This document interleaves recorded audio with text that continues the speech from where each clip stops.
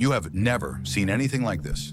Trapped in a giant cube and forced to compete to the death in twisted children's games. This movie has zero chill. It puts your strength, intelligence, and sanity to the test, with a deadly trick hiding around every corner. What do you do? This one will have you reasoning with utter madness.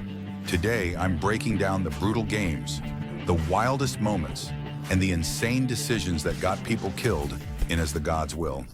It's just a normal school day, until the teacher's head explodes into a bunch of bloody marbles. Then, a Japanese Daruma doll pops out of the neck stump and says it wants to play a game. Daruma dolls are usually symbols of good luck in Japan, but this one's clearly not the lucky kind. This creepy doll starts the game by turning around as two kids run for the exit, and boom, their heads explode into marbles too. The doll tells them the rules. It's red light, green light, the Nightmare Edition. They've got to push the button on the back of the doll before time runs out. But if the doll turns around and sees you moving, your head goes boom. This kid tries to rush forward to press the button, but he's not fast enough. The doll turns its head, and pop, he's gone. Now only two kids are left with 35 seconds on the clock. But the main kid's friend has an idea. He tells him to use him as a springboard. With less than 10 seconds left, the kid bolts, jumps off his friend's back, and hits the button with 1 second to spare. But there's no time to celebrate. His friend's head explodes, because apparently there can only be one winner. The doll explains. Only the student who pushes the button gets to live. Then it drops one last warning. He's a mouse, and the cat is coming. This means there are more horrifying games he still has to survive. That's when the kid's childhood friend Ichika opens the door. He finds out that she was in a Daruma doll game of her own, and just like him, she survived.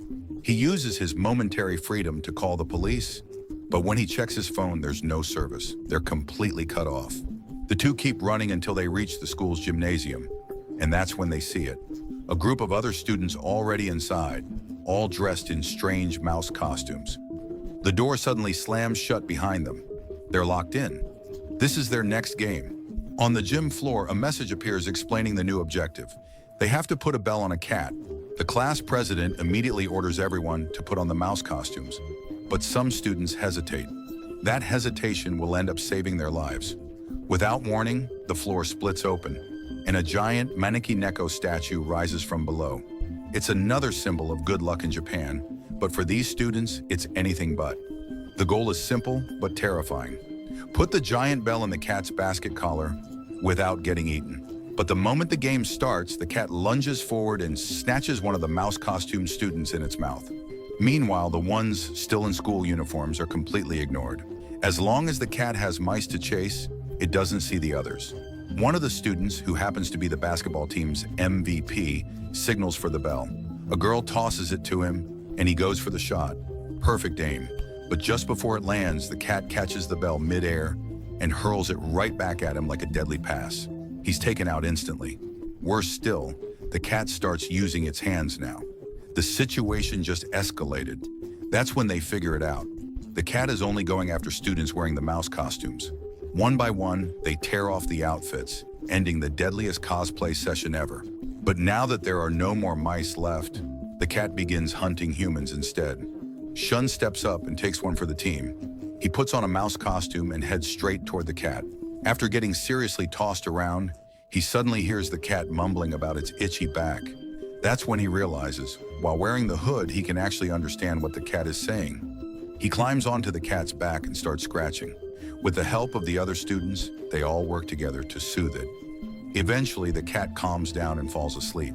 Shun sees this as his chance to end the game. But just before he can finish it, one of the students speaks up, asking if maybe there can only be one winner, like in the first game. The argument breaks out, and all the yelling wakes up the cat. It lashes out immediately, ripping two students apart. There's no time to lull it back to sleep. That's when Shun gets another idea. He grabs the torn-up basketball and some spare mouse costumes. He and his friend use them to disguise the bell as a basketball. Since he knows the game relies on visual cues and can't predict intent, maybe they can trick the cat and score at least one shot before it reacts. The girl makes the first move and takes a shot, but the cat smacks the bell away. That opens a window for Shun, who grabs the bell and goes for the shot himself. It hits the rim, then bounces off. There's no time for a redo.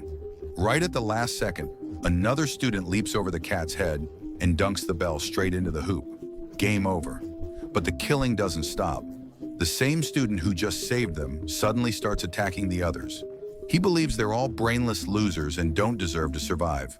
One by one, he goes after them, until the cat's statue releases sleeping gas into the room, knocking everyone out. When Shun wakes up, he finds himself in a new room with Ichika, an old classmate, and a couple of strangers. 4 students total. All of them survived the first 2 games, the Daruma doll and the cat. One of the students activates a nearby device, and they discover they're inside a massive floating cube. There's no way in. No one can break them out. Not the government, not the military. Suddenly, someone knocks on the door, and 4 human-sized kokeshi dolls enter the room. They're here to play Kagome Kagome, a traditional game where one person is blindfolded while others circle them, singing a song. When the music stops, the player has to guess who's standing behind them. The first guy gives it a try, but he guesses wrong, and a laser cuts straight through his head. Then the dolls take control of his body and slam it into the ground over and over. Next, it's the girl's turn. She can't figure out who's behind her either. She gets it wrong, and the dolls rip her in half from the legs up. Then it's Shun's turn. He listens closely, but he can't tell who's behind him. The hero doll tells him he's out of time. Then another doll repeats it, but this was his plan all along. Shun had secretly played a recording of the dolls saying, "You're out of time," tricking one of them into speaking out of turn. That mistake reveals the order of the dolls around him, and he uses that to correctly identify the one standing behind him. Just like that, all 4 dolls explode into dust. One of them drops a key. Shun and Ichika, now the only 2 survivors, use it to unlock the next door. As they step out, a man runs toward them, shouting and begging to hold hands. Behind him, another monster doll is chasing them.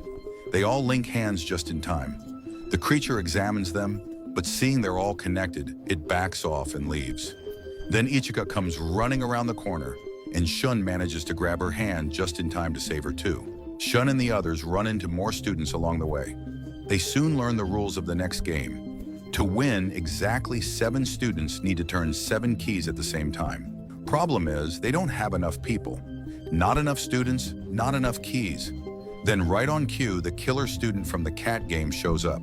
He's brought the missing key, and even 1 extra student. But as expected, he immediately kills the spare without hesitation, thinning the group down to the exact number needed. The 7 students step up, place their hands on the keys, and turn them all at once. They beat the game, just 12 seconds before the clock runs out. Meanwhile, everything that's happening is being live-streamed. The whole floating cube is broadcasting to the outside world. Crowds gather in Shibuya Square, watching the screen, cheering as the players win another round. After that, the survivors move on and enter the next zone. It looks like a hot spring, but everything is completely frozen over. Out of nowhere, a giant polar bear comes surfing in and introduces the rules for the next game. This time, each person will be asked a question. They must answer truthfully. If they lie or refuse to answer, someone has to die. The first question is simple. What's your favorite food? Everyone answers. It seems easy enough, but then the bear suddenly loses it. Someone lied. He gives them 2 minutes to identify the liar, or he'll kill everyone. After a quick debate, the group points to one of the students. His favorite food is parsley, and that seems suspicious. The bear accepts the verdict and crushes him to death. Then the bear drops another twist. There's an imposter in the group. Someone is lying on purpose, trying to get others killed. One of the students realizes something. Everyone here goes to the same school, except for one girl. She doesn't belong. He calls her out, and the bear doesn't hesitate. It stomps on her until she's flattened. Now that's what you call a high school crush. As the kid studies the bear's paw, he notices a black patch of skin and realizes it's a Japanese demon bear. The snow melts away, revealing its true identity underneath. The group is transported to a new arena, where Matryoshka dolls appear and announce the final game, Kick the Can. The rules are simple. Whoever is it must place the can in the circle, then catch the others by looking them in the face, calling out their name, and stepping on the can. Captured players can be freed if someone kicks the can, but the kicker will die in the explosion. If the It player catches at least 3 people before sunset, they win. Otherwise, the rest win. They draw sticks to decide roles, and of course, the psychotic student becomes It. Everyone runs as the psycho kicks one of the dolls into the air, sending the can tumbling to the ground. He picks it up and places it at the center spot. 2 boys try to hide as far away as possible, but the psycho finds them first and beats them into submission. That's 2 down, 2 to go. He spots the last 2 and charges up the stairs. Shun manages to escape while the girl rushes to block the entrance, but the psycho breaks through and captures her. Now Shun's stuck. If he doesn't find a way to free the prisoners, he's going to lose. But then Shun spots an old set of armor nearby and gets a clever idea. He leaves his hiding place dressed in rusty metal that looks like it could give you tetanus just by looking at it. But the armor's too heavy, he can barely move, and fighting the psycho student is out of the question. Instead, he backs toward the edge and lets himself get caught. But this was part of his plan all along. He chains the psycho student to himself and throws them both off the wall. As the student struggles to haul up the weight of the armor, Shun escapes, climbing back over the edge. He sprints to the can and kicks it, expecting to die in the explosion. But nothing happens. His team wins. The dolls reveal they lied about the explosion all along.